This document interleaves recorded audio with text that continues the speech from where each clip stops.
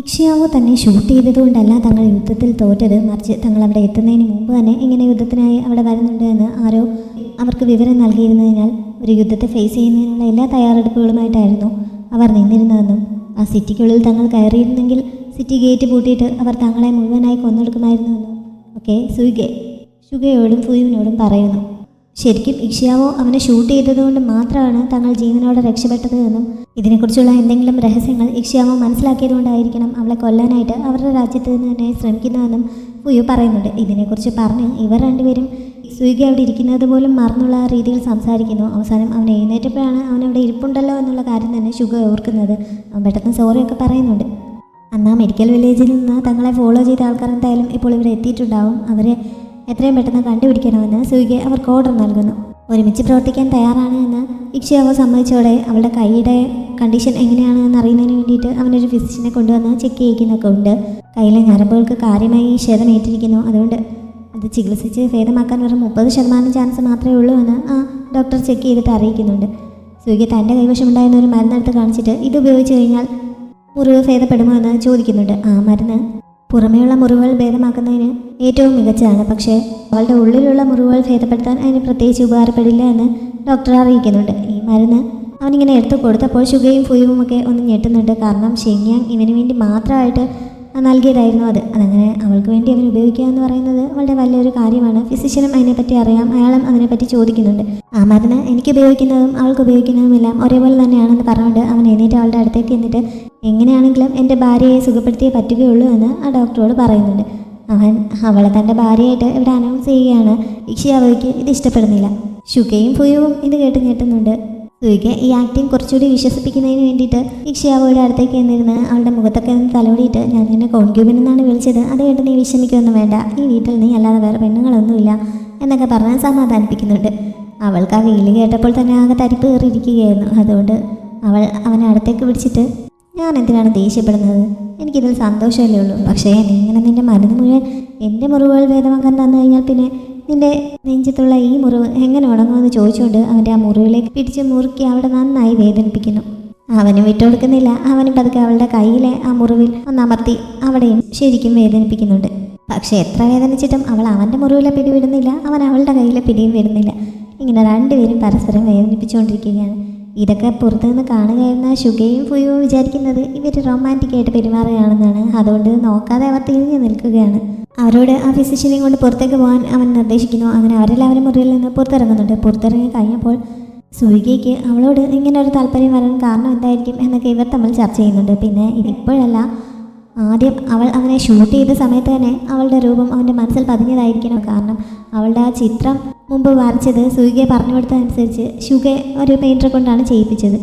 അത്ര ഡീറ്റെയിൽ ആയിട്ടും അതേപോലെ തന്നെ ഹീറോയിക്കലായിട്ടും അവളുടെ ഒരു രൂപം മനസ്സിൽ പതിയണമെങ്കിൽ അത്ര ആഴത്തിൽ അവൻ്റെ മനസ്സിൽ അവൾ പതിഞ്ഞിട്ടുണ്ടായിരിക്കണം എന്നൊക്കെ ഷുഗ ഈ സമയത്ത് അഭിപ്രായപ്പെടുന്നു. അകത്ത് ഈ സമയം രണ്ടുപേരും കൂടെയുള്ള തർക്കം പിന്നെയും നടന്നുകൊണ്ടിരിക്കുകയാണ്. എന്നെ അപമാനിക്കുന്നതിന് വേണ്ടിയിട്ടല്ല നീ എന്നെ ഇങ്ങനെ വിളിച്ചതെന്ന് ഇക്ഷവ ചോദിക്കുന്നു. നിന്നെ അപമാനിക്കുന്നതിനൊന്നും വേണ്ടിയിട്ടല്ല, എനിക്ക് അതിനോട്ട് സമയവുമില്ല. ഇങ്ങനെ ഒരു ടൈറ്റിൽ നിനക്ക് നൽകിയില്ലെങ്കിൽ ഇവിടെ നിന്നെ ശരിക്കും പ്രൊട്ടക്റ്റ് ചെയ്യാൻ എനിക്ക് പറ്റില്ല. പെട്ടെന്നൊരു ദിവസം ഒരു സ്ത്രീ എൻ്റെ വീട്ടിൽ വരുന്നത് എല്ലാവരുടെയും മനസ്സിൽ സംശയമുണ്ടാക്കും. അതുകൊണ്ട് ഇങ്ങനെ പറയുന്നതാണ് നല്ലതെന്ന് അവൻ പറയുന്നു. പക്ഷെ അവൾ അത് സമ്മതിക്കുന്നില്ല. ഈ സമയത്താണ് അവൾക്കുള്ള ഡ്രസ്സൊക്കെ ആയിട്ട് കുറേ സെർവൻസ് അങ്ങോട്ടേക്ക് വരുന്നത്. അവളോട് അതൊക്കെ ചേഞ്ച് ചെയ്ത് റെഡി ആവാൻ പറഞ്ഞിട്ട് അവൻ പുറത്തേക്ക് ഇറങ്ങി പോകുന്നു. സെർവൻസ് അകത്ത് കയറി ചെന്നിട്ട് അവൾ പക്ഷേ അവർ പറയുന്ന പോലെ ഡ്രസ്സ് ചേഞ്ച് ചെയ്യാനൊന്നും ആദ്യം തയ്യാറാവുന്നില്ല. അവളത് ചേഞ്ച് ചെയ്താലേ പോവുകയുള്ളൂ എന്ന് പറഞ്ഞ് അവരെല്ലാവരും കൂടി അവിടെ കുത്തിയിരുന്ന് സമരം ചെയ്യാൻ തുടങ്ങും. അവസാനം ഇക്ഷിയാവോയ്ക്ക് സമ്മതിക്കേണ്ടി വരുന്നു. പുറത്തുനിന്ന് സേഗി ഇതൊക്കെ കേൾക്കുന്നുണ്ടായിരുന്നു. അവളിങ്ങനെ സമ്മതിച്ചോടെ അവൻ ചിരിച്ചുകൊണ്ട് അവിടെ നിന്ന് പോകുന്നുണ്ട്. അവൾ ഡ്രസ്സൊക്കെ ചെയ്ത് റെഡിയായി പുറത്തേക്ക് ഇറങ്ങി വരുമ്പോൾ അവൻ എവിടെ പോകാൻ തയ്യാറെടുത്ത് കുതിരപ്പുറത്തിരിക്കുകയാണ്. അവളിങ്ങനെ ഒരുങ്ങി വന്നപ്പോൾ കുറച്ച് മെനയൊക്കെ ഉണ്ടെന്ന് അവന് തോന്നുന്നുണ്ട്. എന്നെ ഇങ്ങനെ ഒരു പാവ പോലെ ഒരുക്കി കെട്ടിട്ട് നീ ഇതെങ്ങോട്ടാണ് കൊണ്ടുവന്നതെന്ന് അവൾ ഇഷ്ടക്കേടോടെ ചോദിക്കുന്നു. പിന്നെ അവളുടെ ആ മേക്കപ്പിന് ഒട്ടും ചേരാത്ത വിധം ഒരു ഫ്രൂട്ട് എടുത്ത് അലമ്പായിട്ട് കടിച്ച് തിന്നുകയും ചെയ്യുന്നുണ്ട്. വാരവൊക്കെ കണ്ടപ്പോൾ ഷുഗയൊക്കെ ഒന്ന് ഇംപ്രസ് ആയി നിൽക്കുകയായിരുന്നെങ്കിലും ഇത് കണ്ടപ്പോൾ എല്ലാവർക്കും മതിയാവുന്നു. അവളെയും കൊണ്ട് വെറുതെ ഒന്ന് പുറത്ത് കറങ്ങാൻ പോവുകയാണെന്ന് അവൻ പറയുന്നു. പക്ഷേ അവളത് സമ്മതിക്കുന്നില്ല. ഇത്ര പെട്ടെന്ന് എല്ലാവരുടെയും മുന്നിൽ എന്നെ കാണിക്കാൻ നിനക്ക് ഇത്ര തിരക്കായോ, എനിക്കതിന് സമ്മതമല്ല എന്ന് അവൾ പറയുന്നു. ആ സമയത്ത് സുയിഗയെ നിർദ്ദേശം നൽകിയതനുസരിച്ച് ഷുഗെ കയ്യിലുണ്ടായിരുന്നൊരു ലിസ്റ്റ് വായിക്കുന്നു. അത് ആ ഡോക്ടർ അവളെ ട്രീറ്റ് ചെയ്യുന്നതിന് വേണ്ടിയിട്ട് എഴുതി കൊടുത്ത മരുന്നിന് ആവശ്യമായിട്ടുള്ള ഇൻഗ്രീഡിയൻസിൻ്റെ ലിസ്റ്റായിരുന്നു. അതിൽ പറഞ്ഞിരിക്കുന്ന മിക്കവാറും സാധനങ്ങളൊക്കെ വളരെ വിലപിടിപ്പുള്ളതാണ്. പിന്നെ ചിലതൊക്കെ ആണെങ്കിൽ വില കൊടുത്താലും കിട്ടാൻ ബുദ്ധിമുട്ടുള്ളതുമാണ്. ഇത്രയൊക്കെ ബുദ്ധിമുട്ടാണെങ്കിലും അതെല്ലാം കളക്ട് ചെയ്ത് അവളെ ട്രീറ്റ് ചെയ്യാമെന്ന് തന്നെയാണ് വിചാരിച്ചത്. എന്നിട്ട് അവളിങ്ങനെ സഹകരിക്കാതിരിക്കുകയാണെങ്കിൽ അത് ബുദ്ധിമുട്ടാവും എന്നൊക്കെ സൂര്യ പറയുന്നുണ്ട്. ഇത് കേട്ട് കഴിഞ്ഞപ്പോൾ പിന്നെ അവൾ കൂടെ ചെല്ലാമെന്ന് സമ്മതിക്കുന്നു. അങ്ങനെ ആ വണ്ടിക്കുള്ളിൽ കയറുന്നുണ്ട്. പക്ഷെ വണ്ടിക്കകത്തേക്ക് കയറുന്നതിന് മുമ്പ് കയ്യിലുണ്ടായിരുന്ന ആ ഫ്രൂട്ട് ആ കുതിരയുടെ ബാക്കിലേക്ക് എറിഞ്ഞിട്ടാണ് അവൾ കയറുന്നത്. പിന്നെ അവരെല്ലാവരും കൂടി ഒരു പരേഡ് പോലെ അവിടുത്തെ തെരുവിലൂടെ ഇങ്ങനെ പോകുന്നുണ്ട്. തെരുവിലുണ്ടായിരുന്ന ആൾക്കാരെല്ലാം സൂര്യ ഇപ്പോൾ യുദ്ധം കഴിഞ്ഞ് വന്നപ്പോൾ ശത്രു രാജ്യത്ത് നിന്ന് പിടിച്ചുകൊണ്ട് വന്ന പെണ്ണാണത്, അവളെ കോൺക്യൂബിനാക്കിയിരിക്കുകയാണ്, ഇത്ര സൗന്ദര്യമില്ലാത്ത ഒരുത്തിയെ എങ്ങനെ ഇവന് ഭാര്യയായിട്ട് സ്വീകരിക്കാൻ തോന്നി എന്നൊക്കെ പറഞ്ഞ് ഇവളെ വിമർശിച്ചുകൊണ്ടിരിക്കുകയാണ്. ഇക്ഷ്യാവോയ്ക്കും ഇതെല്ലാം കേൾക്കാം. കുറേ നേരമൊക്കെ അവൾ ഇത് സഹിക്കുന്നു. അവസാനം ക്ഷമമായിട്ട് അവൾ കയ്യിലും കഴുത്തിലും തലയിലുമൊക്കെ വെച്ചിരുന്ന ആഭരണങ്ങളെല്ലാം ഊരിക്കളഞ്ഞിട്ട് ഡ്രസ്സിൻ്റെ പുറത്തുകൂടി ധരിച്ചിരുന്ന ആ ചുമന്ന കോട്ടും ഊരിക്കളഞ്ഞ് കുതിരപ്പുറത്തുകൂടി ചാടിക്കയറി സൂര്യയ്ക്കൊപ്പം തന്നെ പോയിരിക്കുന്നു. അവളുടെ ഈ പെരുമാറ്റത്തെയും കണ്ട് എന്നവർ വിമർശിക്കുന്നുണ്ട്. അവൾ ഇത്രയ്ക്കൊന്നും സഫർ ചെയ്യാൻ പോകുന്നില്ല എന്ന് അവനും അറിയാമായിരുന്നു. അതുകൊണ്ട് അവൻ അങ്ങനെ തന്നെ മുന്നോട്ട് പോകുന്നുണ്ട്. ഇങ്ങനെ ഒരു പരേഡ് അവൻ നടത്തേണ്ടതിൻ്റെ ആവശ്യം എന്താണെന്ന് അവൾ ഇപ്പോഴും ചോദിക്കുന്നുണ്ട്. പക്ഷേ തൻ്റെ കോൺക്യൂബിൻ അത്ര മോശക്കാരിയല്ല എന്നെല്ലാവരെയും ഒന്ന് കാണിച്ചു കൊടുക്കുന്നതിന് വേണ്ടിയിട്ടാണ് വന്നതെന്നാണ് അവൻ ഇപ്പോഴും പറയുന്നത്. അവൾക്കത് വിശ്വാസം വരുന്നില്ല. അവളുടെ കയ്യിൽ ഒരു ഹെയർ പിൻ അവൾ ഒളിപ്പിച്ച് പിടിച്ചിട്ടുണ്ടായിരുന്നു. അതുകൊണ്ട് ആരും കാണാതെ അവൻ്റെ കഴുത്തിൽ കുത്തിപ്പിടിച്ചിട്ട് സത്യം പറഞ്ഞില്ലെങ്കിൽ കൊല്ലുമെന്ന് അവൾ ഭീഷണിപ്പെടുത്തുന്നു. ഞാൻ ഇപ്പോഴും ജീവനോടെ ഇരിപ്പുണ്ടെന്ന് ശത്രുക്കളെ ബോധ്യപ്പെടുത്തുന്നതിന് വേണ്ടിയിട്ടല്ലേ നീ ഇങ്ങനെ ഒരു പരേഡ് നടത്തുന്നതെന്ന് അവൾ ചോദിക്കുന്നുണ്ട്. അവസാനം അതുതന്നെയാണ് തൻ്റെ ഉദ്ദേശമെന്ന് അവന് സമ്മതിക്കേണ്ടി വരുന്നു. ആ മെഡിക്കൽ വില്ലേജ് മുതൽ അവളെ ലക്ഷ്യം വെച്ച് തങ്ങളെ ഫോളോ ചെയ്യുന്നവരെ പുറത്തു കൊണ്ടുവരികയാണ് തൻ്റെ ഉദ്ദേശമെന്ന് അവൻ തുറന്ന് പറയുന്നു. ഇവരിങ്ങനെ മുന്നോട്ട് പോകുന്ന സമയത്ത് ഈ സിറ്റിയിലേക്ക് ആ 3 കുട്ടികളെയും കൊണ്ട് ഷൂയാൻ എത്തുന്നുണ്ട്. പക്ഷേ റോഡ് മുന്നിൽ ബ്ലോക്ക് ആയിരിക്കുകയാണ്. അങ്ങനെ അവർക്ക് അവിടെ വണ്ടി നിർത്തേണ്ടി വരുന്നു. ഇവരുടെ ഓപ്പോസിറ്റായിട്ട് സൂര്യ ഇങ്ങനെ ഇക്ഷ്യാവയും കൊണ്ട് വരുന്നുണ്ടായിരുന്നു. പെട്ടെന്ന് അവരുടെ വണ്ടിക്ക് മുന്നിലേക്കായിട്ട് 2 വണ്ടികൾ കൊണ്ടുവന്ന് നിർത്തുന്നുണ്ട്. അവൻ്റെ വഴിതണ്ടായി മാത്രം ആർക്കാണ് ഇവിടെ ധൈര്യമെന്നൊക്കെ കണ്ടു എന്നവർ ചോദിക്കുന്നു. ആ വണ്ടിക്കുള്ളിൽ ഉണ്ടായിരുന്നത് മാർക്കിസിൻ്റെ മകനായിട്ടുള്ള മുരോങ്യാവോ ആയിരുന്നു. അവൻ പുറത്തേക്കിറങ്ങി വരുന്നുണ്ട്. ആദ്യം സൂര്യയോട് ശത്രുത ഉള്ളതുപോലെയാണ് അവൻ സംസാരിക്കുന്നതെങ്കിലും കുറച്ച് സമയത്തിനുള്ളിൽ തന്നെ അവർ നല്ല ഫ്രണ്ട്സാണ് എന്ന് നമുക്ക് മനസ്സിലാവും. അവനിങ്ങനെ വണ്ടിക്കുള്ളിൽ നിന്ന് പുറത്തേക്ക് ഇറങ്ങി കഴിഞ്ഞപ്പോൾ ഇക്ഷ്യാവോ സൂര്യയുടെ കുതിരപ്പുറത്ത് നിന്നിറങ്ങി മാറി നിൽക്കുന്നുണ്ട്. അവൻ്റെ വണ്ടിക്കുള്ളിൽ ഓൾറെഡി 3-4 പെണ്ണുങ്ങളുണ്ടായിരുന്നു. ഇപ്പോൾ ഇവളെ കണ്ടപ്പോൾ അവൻ അടുത്തേക്ക് വന്നിട്ട് അവളുടെ സൗന്ദര്യത്തെ പുകഴ്ത്തിയിട്ട് ഈ സുന്ദരി ഏതാണ് എന്നൊക്കെ സൂര്യയോട് ചോദിക്കുന്നുണ്ട്. സൂര്യ അവളെ ചേർത്ത് പിടിച്ചിട്ട് ഇതെൻ്റെ കോൺക്യൂബിനാണ്, വെറുതെ നീ കണ്ണ് വയ്ക്കേണ്ടെന്ന് പറയുന്നു. ഇക്ഷ്യാവോയ്ക്ക് അവനെങ്ങനെ കൈ ചേർത്ത് പിടിച്ചൊന്നും ഇഷ്ടപ്പെടുന്നില്ല. അവൾ പതുക്കെ ബലമായിട്ട് ആ കൈ പിടിച്ച് മാറ്റുന്നുണ്ട്. ഇവനിങ്ങനെ യുദ്ധം കഴിഞ്ഞിട്ട് തിരികെ എത്തിയിട്ട് ഇതുവരെ യാവോയെ കാണാനായിട്ട് ചെന്നിരുന്നില്ല. അതിൻ്റെ പരാതിയൊക്കെ പറഞ്ഞുകൊണ്ടാണ് അവനിപ്പോൾ വന്നിരിക്കുന്നത്. അവൻ നേരെ ചെന്ന് മുമ്പ് ഇക്ഷ്യാവോ ഇരുന്നിരുന്ന ആ രഥത്തിൽ കയറിയിരിക്കുന്നുണ്ട്. സൂര്യയ്ക്കൊപ്പം അവൻ്റെ വീട്ടിലേക്ക് പോകാനാണ് യാവോയുടെ ഉദ്ദേശം. സൂര്യ അവൻ്റെ അടുത്തേക്ക് പോയ സമയത്ത് ഇവർ കുട്ടിക്കാലം മുതലുള്ള വളരെ അടുത്ത സുഹൃത്തുക്കളാണ്, ശരിക്കും സഹോദരന്മാരെ പോലെയാണ് എന്നൊക്കെ ഷുഗെ ഇക്ഷ്യാവോയോട് പറഞ്ഞു കൊടുക്കുന്നുണ്ട്. ഈ സംഭവം നടക്കുന്നതിന് ചുറ്റും ആൾക്കാർ കൂടി നിൽക്കുകയാണല്ലോ. ഇതിൻ്റെ ഇടയിലൂടെ തിരക്കി പിടിച്ച് ഈ സമയം ഷുയയും ആ കുട്ടികളുമായിട്ട് അവിടെ എത്തുന്നുണ്ട്. ഇക്ഷ്യാവോ പുറംതിരിഞ്ഞ് നിൽക്കുകയാണെങ്കിലും അവളെ ഷുയയിങ്ങിന് മനസ്സിലാവുന്നു. അങ്ങനെ അവളെ പിടിച്ചുകൊണ്ട് അടുത്തേക്ക് ചെല്ലുന്നുണ്ട്. അവളെ കണ്ടോടെ കുട്ടികളും ഓടിച്ചെന്ന് മാസ്റ്റർ എന്ന് പറഞ്ഞൊക്കെ അവളെ പിടിക്കാൻ തുടങ്ങുന്നു. പക്ഷേ ഇക്ഷ്യാവോയ്ക്ക് അവരെ ഓർമ്മയുണ്ടായിരുന്നില്ല. അതുകൊണ്ട് തന്നെ അവൾ ഒഴിഞ്ഞു മാറിയിട്ട് ഇവരാരാണെന്ന് ചോദിക്കുന്നു.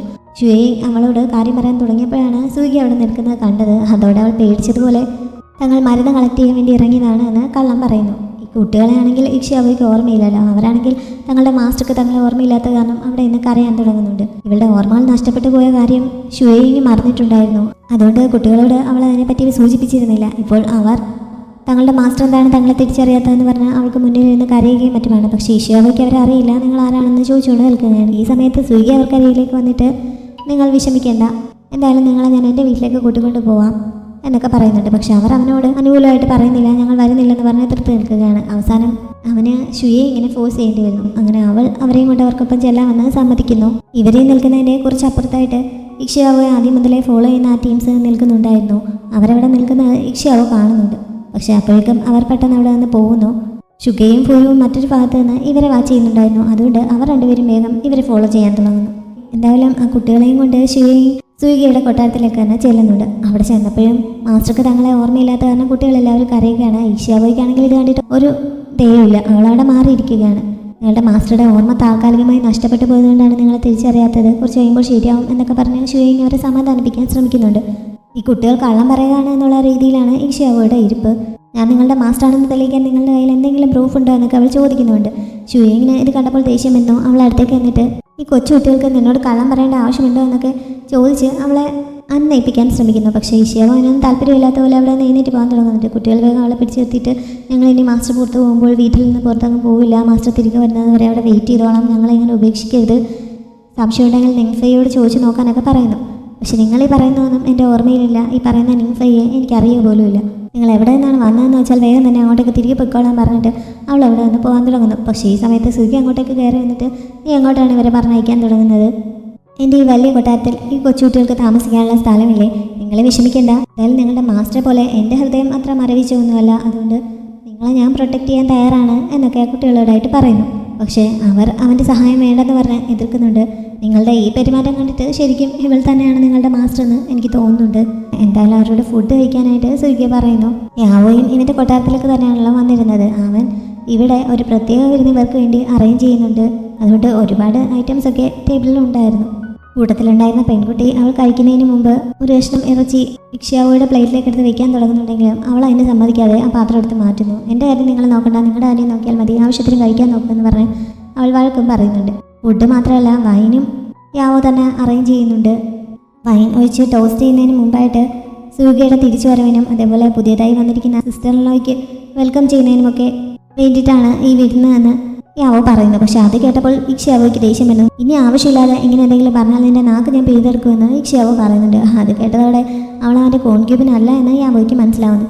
അതോടെ അവൻ എന്നിട്ട് വീണ്ടും അവളെ പഞ്ചാര അടിക്കാനായിട്ട് അടുത്തേക്ക് നിന്ന് അവളോടൊപ്പം ഒരു ഗ്ലാസ് വൈൻ ടോസ്റ്റ് ചെയ്യാനായിട്ട് തുടങ്ങുന്നുണ്ട്. പക്ഷേ അവൾ ഗ്ലാസ്സിലെടുക്കാതെ കുപ്പിയിലുണ്ടായിരുന്ന വൈൻ മൊത്തത്തിലെടുത്ത് അവളുടെ വായിലേക്ക് ഒഴിക്കുന്നു. ഇതൊക്കെ കണ്ടതോടെ യാവോയ്ക്ക് ഒന്നുകൂടെ അവളോടൊരു ഇൻട്രസ്റ്റ് തോന്നുന്നുണ്ട്. അതുകൊണ്ട് അവൾക്ക് സുഗിയോട് താല്പര്യമില്ലെങ്കിൽ തൻ്റെ വൈഫാവാൻ താല്പര്യമുണ്ടോ എന്ന് അവൻ ചോദിക്കുന്നു.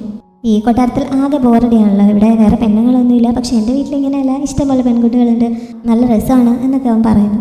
എനിക്ക് ഇങ്ങനെ ശാന്തമായിട്ടിരിക്കുന്നതാണ് ഇഷ്ടം, എനിക്ക് അങ്ങോട്ട് വരാൻ താല്പര്യമില്ലെന്ന് അവൾ അർത്ഥം മുറിച്ചതുപോലെ പറയുന്നുണ്ട്. അത് കഴിഞ്ഞപ്പോൾ പിന്നെ അവൻ അവിടെ ഇരിപ്പുണ്ടായിരുന്ന ഷിയാങ്ങിൻ്റെ അടുത്തെത്തി അവൾക്ക് തൻ്റെ വൈഫ് അവൻ താല്പര്യമുണ്ടോ എന്ന് ചോദിക്കുന്നുണ്ട്. അവൾ ആരാണെന്ന് അറിഞ്ഞിട്ടാണോ നീ ചോദിക്കുന്നതെന്ന് വെച്ച് സുഗി അവളുടെ ഐഡൻറ്റിറ്റി വെളിപ്പെടുത്തുന്നു. അവൾ ആ മെഡിക്കൽ വില്ലേജിലെ തലവൻ്റെ മകളാണ് എന്നൊക്കെ അറിഞ്ഞു കഴിഞ്ഞപ്പോൾ പിന്നെ അവൻ അവളോട് മാന്യമായിട്ട് പെരുമാറുന്നുണ്ട്. അന്ന് സുഗിക്ക് അപകടം പറ്റിയ സമയത്ത് അവരുടെ ആ പൂളിൽ ഇറങ്ങിയതുകൊണ്ടാണല്ലോ അവൻ്റെ ജീവൻ രക്ഷപ്പെട്ടത്. അന്ന് അതിന് നന്ദിയൊന്നും പറഞ്ഞിരുന്നില്ല. ഇപ്പോൾ അതിനുള്ള നന്ദി സൂചകമായിട്ട് അവളോടൊപ്പം ഒരു ഗ്ലാസ് വൈൻ ടോസ്റ്റ് ചെയ്യാൻ സുഗി തയ്യാറാവുന്നുണ്ട്. പേടിച്ചാണ് അവൾ അവനുമായി ടോസ്റ്റ് ചെയ്ത് ആ വൈൻ കുടിക്കുന്നത്. ഇത് ഇക്ഷ്യാവോ ശ്രദ്ധിക്കുന്നു. അത് കഴിഞ്ഞപ്പോൾ പിന്നെ ഞാൻ കഴിച്ചു കഴിഞ്ഞു, എനിക്ക് വയറ് നിറഞ്ഞു എന്ന് പറഞ്ഞ് ഇക്ഷ്യാവോ അവിടെ നിന്ന് എഴുന്നേറ്റ് പോകുന്നുണ്ട്. ആ കുട്ടികളും അവൾക്ക് പിന്നാലെ പോകുന്നു. എനിക്കും അവളുടെ മുറിവൊന്ന് ചെക്ക് ചെയ്യണമെന്ന് പറഞ്ഞ് ഷുയേയും അവിടുന്ന് വേഗം പോകുന്നുണ്ട്. ഇക്ഷ്യാവോ ഇപ്പോൾ വിചാരിച്ചിരിക്കുന്നത് ഷുയേയിങ്ങിനെ സുഗിയെ മനഃപൂർവ്വം ഇങ്ങനെ 3 കുട്ടികളെ കൂട്ടി ഇങ്ങോട്ടേക്ക് പറഞ്ഞയച്ചിരിക്കുകയാണ് എന്നാണ്. അതാണ് അവൾ ഇത്ര ദേഷ്യപ്പെടാൻ കാരണം. പക്ഷേ അങ്ങനെ ചെയ്യേണ്ട ആവശ്യം എനിക്കില്ല. ആ കുട്ടികൾ വിശപ്പും ദാഹവും ഒക്കെ സഹിച്ച് തനിയെ ഇങ്ങോട്ടേക്ക് വരാൻ വരുന്നത് കൊണ്ട് കഷ്ടം തോന്നിയിട്ടാണ് ഞാൻ അവരെ കൂട്ടിക്കൊണ്ട് വന്നത്. ഇവിടെ എവിടെയെങ്കിലും വന്നൊരു റൂം എടുത്ത് താമസിക്കാമെന്നായിരുന്നു ഞാൻ ഉദ്ദേശിച്ചിരുന്നത്. കുറച്ച് അന്വേഷിച്ച് കഴിയുമ്പോൾ നിന്നെ കാണാതായി അവർ മടങ്ങിക്കൊള്ളുമെന്നും ആയിരുന്നു കരുതിയിരുന്നത്. ഇങ്ങനെ നിങ്ങളുടെ മുന്നിലേക്ക് വന്നു വിടുമെന്ന് ഞാൻ ഒട്ടും പ്രതീക്ഷിച്ചിരുന്നതല്ല എന്നൊക്കെ ഷുയേങ് അവളോട് പറയുന്നു. പക്ഷെ അപ്പോഴും ഇക്ഷ്യാവോ അവളെ പൂർണ്ണമായും വിശ്വസിക്കാൻ തയ്യാറാവുന്നില്ല. ഇനിയും അവളെന്തോ ഒളിപ്പിക്കുന്നുണ്ട് എന്നുള്ള രീതിയിലാണ് ഇരിക്കുന്നത്. അത് കണ്ടപ്പോൾ ഷുയേങ്ങിന് ദേഷ്യം വരുന്നു. എനിക്ക് സൗകര്യമുണ്ടെങ്കിൽ എന്നെ വിശ്വസിച്ചാൽ മതിയെന്ന് പറഞ്ഞ് ഷുയേങ് ദേഷ്യപ്പെട്ട് അവിടെ നിന്ന് പോകാൻ തുടങ്ങുന്നു. അവൾ എന്തിനാണ് സുഗിയെ ഇത്രയധികം പേടിക്കുന്നതെന്നാണ് ഇക്ഷ്യാവോയ്ക്ക് അറിയേണ്ടത്. കുറച്ചു മുമ്പ് സുഗിയുമായി ടോസ്റ്റ് ചെയ്ത സമയത്ത് അവളുടെ കണ്ണുകളിലെ പേടി ഇവൾ നേരിട്ട് കണ്ടതാണല്ലോ. എന്താണ് അതിന് കാരണമെന്ന് ഷുയേങ് അവളോട് പറയുന്നു.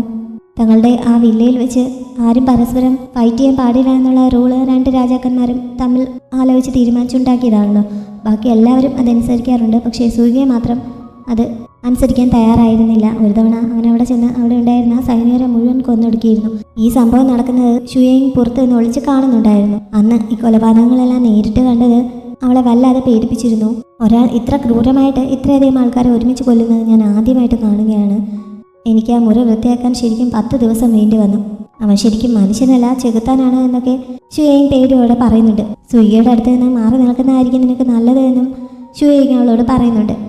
എന്തായാലും അവൾ ഇങ്ങനെയൊക്കെ പറഞ്ഞപ്പോൾ ഇക്ഷ്യാവോ അവളെ വിശ്വസിക്കാൻ തയ്യാറാണെന്ന് അറിയിക്കുന്നുണ്ട്. യാവോ ഈ സമയം ഇക്ഷ്യാവോയുടെ ശരിക്കുള്ള ഐഡൻറ്റിറ്റി ഒക്കെ സുഗിയോട് ചോദിച്ചറിഞ്ഞു കഴിഞ്ഞിരുന്നു.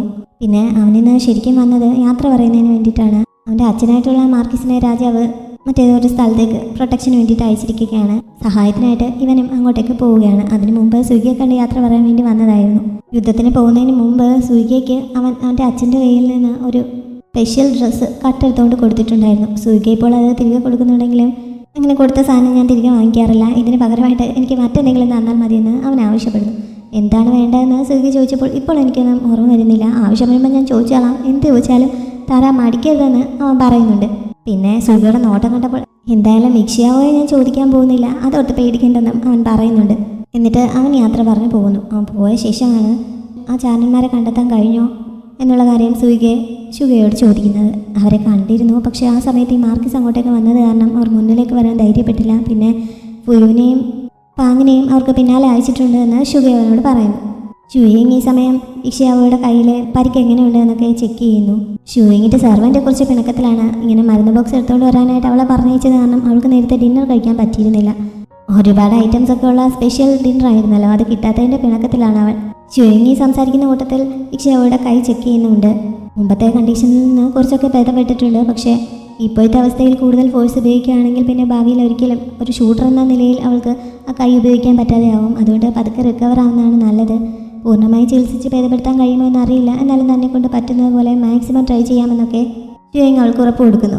പിന്നെ ആ സെർവൻറ്റിന് വേണ്ടി ഫുഡൊക്കെ ഷുയിങ് നേരത്തെ തന്നെ വേറെ റിസർവ് ചെയ്ത് വെച്ചിട്ടുണ്ടായിരുന്നു. അക്കാര്യം പറഞ്ഞപ്പോൾ അവൾക്ക് സന്തോഷം വന്നു. അത് കഴിക്കാനായിട്ട് അവളോട് പോകുന്നുണ്ട്. ആ ചാരന്മാരെ ഫോളോ ചെയ്ത് പോയ പുയും ഫാങ്ങും ഒക്കെ തിരികെ എത്തിയിരിക്കുന്നു.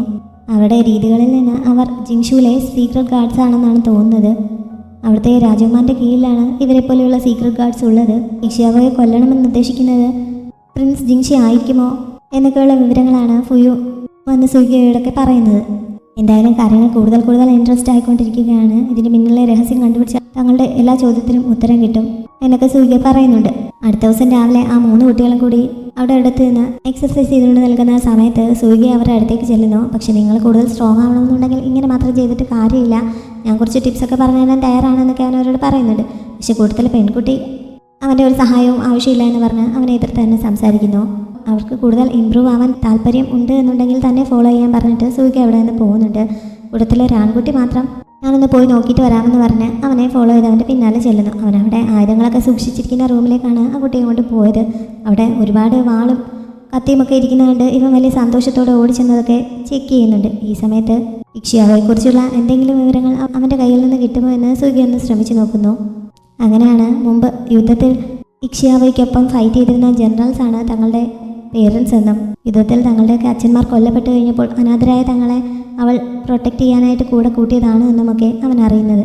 അത് മാത്രമല്ല അവരുടെ സെൽഫ് പ്രൊട്ടക്ഷന് വേണ്ടിയിട്ട് അവരെ അവൾ മാർഷ്യൽ ആർട്സ് പഠിപ്പിക്കുന്നുണ്ട് എന്നും ആ കുട്ടി അവനോട് പറയുന്നുണ്ട്. ഇത്രയൊക്കെ വിവരങ്ങൾ പറഞ്ഞു തന്നതിനുള്ള സമ്മാനമായിട്ട് അവൻ അവിടെ ഉണ്ടായിരുന്ന ഒരു കത്തി അവന് നൽകുകയും ചെയ്യുന്നു. അത് കഴിഞ്ഞപ്പോഴാണ് ഷുഗെ അങ്ങോട്ടേക്ക് വന്നിട്ട് ജിഷുവിൽ നിന്ന് ഒരു മാരേജ് പ്രപ്പോസൽ വന്നിട്ടുണ്ട് എന്ന് പറയുന്നത്. ആര് വിവാഹം കഴിക്കുന്നതിനുള്ള പ്രപ്പോസലാണ് എന്ന് സുഗെ ചോദിക്കുന്നു. ഷുഗെ പക്ഷേ അതിന് മറുപടി പറയുന്നില്ല. എന്നാലും അവൻ്റെ ആ മുഖഭാവത്തിൽ നിന്ന് സുഗയ്ക്ക് കാര്യം മനസ്സിലാവുന്നുണ്ട്. അവൻ വേഗം കൊട്ടാരത്തിലേക്ക് പുറപ്പെടുന്നു. ഷുഗെ അവനെ തടയാനൊക്കെ ശ്രമിക്കുന്നുണ്ടെങ്കിലും നടക്കുന്നില്ല. അവൻ്റെ ആ പോക്ക് കണ്ടിട്ട് ഒരു യുദ്ധത്തിനുള്ള പുറപ്പാട് പോലെയാണ് അവർക്ക് ഫീൽ ചെയ്യുന്നത്. ആ ആൺകുട്ടിക്ക് സുഗെ ഒരു കത്തി സമ്മാനമായി നൽകിയിരുന്നല്ലോ, പക്ഷെ അതവൻ മോഷ്ടിച്ചാണെന്ന് പറഞ്ഞ പെൺകുട്ടി അവനുമായി വഴക്കുണ്ടാക്കുകയാണ്. ഇത് കണ്ടുകൊണ്ട് ഇക്ഷിയാവോ അങ്ങോട്ടേക്ക് വന്ന് അവരെ പിടിച്ചു മാറ്റാൻ ശ്രമിക്കുന്നു. അങ്ങനെ കുട്ടിയെ പിടിക്കുന്ന കൂട്ടത്തിലാണ് അവൻ്റെ കയ്യിൽ ഒരു അടയാളം ഇവൾ കാണുന്നത്. അത് കണ്ടപ്പോൾ അവൾക്ക് കുറച്ച് കാര്യങ്ങൾ ഓർമ്മ വരുന്നുണ്ട്. മുമ്പ് അവൾക്കൊപ്പം യുദ്ധത്തിൽ ഫൈറ്റ് ചെയ്ത ഒരു ജനറൽ യുദ്ധസമയത്ത് കാര്യമായ രീതിയിൽ പരിക്കേറ്റ് മരിക്കാറാവുന്നു. ആ സമയത്താണ് തനിക്കൊരു മകൻ മാത്രമേ ഉള്ളൂ, അവനെ അനാഥനാക്കരുത്, അവനെ പ്രൊട്ടക്റ്റ് ചെയ്യണമെന്ന് അദ്ദേഹം അവളോട് ആവശ്യപ്പെടുന്നത്. അവനെ തിരിച്ചറിയുന്നതിന് വേണ്ടിയിട്ട് അവൻ്റെ കയ്യിൽ ജന്മന ഉള്ള ഒരു അടയാളത്തെക്കുറിച്ചും അദ്ദേഹം പറഞ്ഞിരുന്നു. ആ അടയാളമാണ് ഇത് എന്ന് ഇക്ഷിയാവോയ്ക്ക് ഇപ്പോൾ ഓർമ്മ വരുന്നുണ്ട്. അങ്ങനെ ആ കുട്ടികളെ അവിടേക്ക് വിളിച്ചുകൊണ്ട് വന്നത് എങ്ങനെയാണെന്നും അവരെ സ്വന്തം മക്കളെപ്പോലെ സ്നേഹിച്ച് വളർത്തിക്കൊണ്ട് വരുന്നതും പ്രാക്ടീസ് ചെയ്യിച്ചതുമൊക്കെ അവൾക്കിപ്പോൾ ചെറിയ രീതിയിൽ ഓർമ്മ വരുന്നുണ്ട്. ഈ ഓർമ്മകളൊക്കെ ഉള്ളിലേക്ക് വന്നപ്പോൾ പെട്ടെന്ന് അവൾ മയങ്ങി വീഴുന്നു.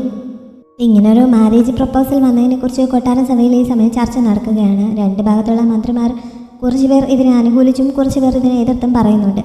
കുറേ കാലമായിട്ട് യുദ്ധം നടന്ന രാജ്യം വലിയ രീതിയിൽ ക്ഷീണിച്ചിരിക്കുകയാണല്ലോ. അതുകൊണ്ട് ഇനിയൊരു യുദ്ധം നടക്കുന്നതിനേക്കാൾ തൽക്കാലത്തേക്കാണെങ്കിലും അത് ഒഴിവാക്കുന്നതാണ് നല്ലത്. അതിന് ഈ മാരേജ് പ്രപ്പോസൽ സഹായിക്കും എന്നൊക്കെ കുറേ മന്ത്രിമാർ പറയുന്നു. എന്നിട്ട് അത് നടത്തണമെന്നും പറയുന്നുണ്ട്. വേറെ കുറച്ച് പേർ ഇങ്ങനെ തൽക്കാലത്തേക്കൊരു വിവാഹം കൊണ്ട് സമാധാനം ഉണ്ടാക്കുന്നതിൽ ഒരു കാര്യവുമില്ല എന്ന് പറഞ്ഞ് ഇതിനെ എതിർക്കുന്നുണ്ട്. ഈ സമയത്താണ് സുഗി അങ്ങോട്ടേക്ക് എത്തുന്നത്. ഇങ്ങനെ ഒരു മാരേജ് പ്രപ്പോസൽ വന്നിട്ടുണ്ട്, അവൻ്റെ അഭിപ്രായം എന്താണെന്ന് രാജാവ് അവനോട് ചോദിക്കുന്നു. അവൻ്റെ സിസ്റ്ററായിട്ടുള്ള ഷിയാങ്ങിനെ ജിങ്ഷിക്ക് വേണ്ടി വിവാഹം നടത്തുന്നതിന് വേണ്ടിയിട്ടാണ് ഈ ആലോചന വന്നിട്ടുള്ളത്. അങ്ങനെ സ്ത്രീകളെ ഉപയോഗിച്ച് സമാധാനം ഉണ്ടാക്കേണ്ട ഗതികേട് ഈ രാജ്യത്തിന് ഇതുവരെ വന്നിട്ടില്ല. ഇവിടുത്തെ ആണുങ്ങൾ മുഴുവൻ ചത്തൊടുങ്ങിയിട്ടില്ല. എൻ്റെ പരിക്കുകളൊക്കെ ഇപ്പോൾ ഭേദമായിരിക്കുന്നു. ഇപ്പോഴാണെങ്കിലും യുദ്ധത്തിന് പുറപ്പെടാൻ ഞാനും എൻ്റെ സൈന്യവും തയ്യാറാണ്. അതിന് ഓർഡർ നൽകിയാൽ മാത്രം മതിയെന്ന് സുഗിയ രാജാവിന് മുന്നിൽ നിന്നുകൊണ്ട് പറയുന്നു. പക്ഷേ ഉടനെ ഇനിയൊരു യുദ്ധം താങ്ങാൻ തങ്ങളുടെ രാജ്യത്തിന് ശേഷിയില്ല. സാധാരണ ജനങ്ങളായിരിക്കും അതുകൊണ്ട് ബുദ്ധിമുട്ടാൻ പോകുന്നത്. അതുകൊണ്ട് യുദ്ധം ഒഴിവാക്കുന്നതാണ് നല്ലതെന്ന് ഇപ്പോഴും കുറേ മന്ത്രിമാർ പറയുന്നുണ്ട്. സുഗിയ നേരെ അയാളുടെ മുന്നിലേക്ക് ചെന്നിട്ട് അയാളെ ഭീഷണിപ്പെടുത്തുന്ന രീതിയിൽ സംസാരിക്കുന്നു. രാജാവിൻ്റെ മുന്നിൽ വെച്ച് അവൻ അങ്ങനെ പറയുന്നത് രാജാവിനെ എതിർക്കുന്നതിന് തുല്യമാണ്. അതുകൊണ്ട് തന്നെ രാജാവ് അവനോട് ദേഷ്യപ്പെടുന്നുണ്ട്. ഈ സമയത്താണ് പ്രൈം മിനിസ്റ്റർ മുന്നോട്ട് വന്നിട്ട് സൂര്യ പറയുന്നത് ശരിയാണ് എന്നുള്ള രീതിയിൽ അവനെ സപ്പോർട്ട് ചെയ്ത് പറയുന്നത്.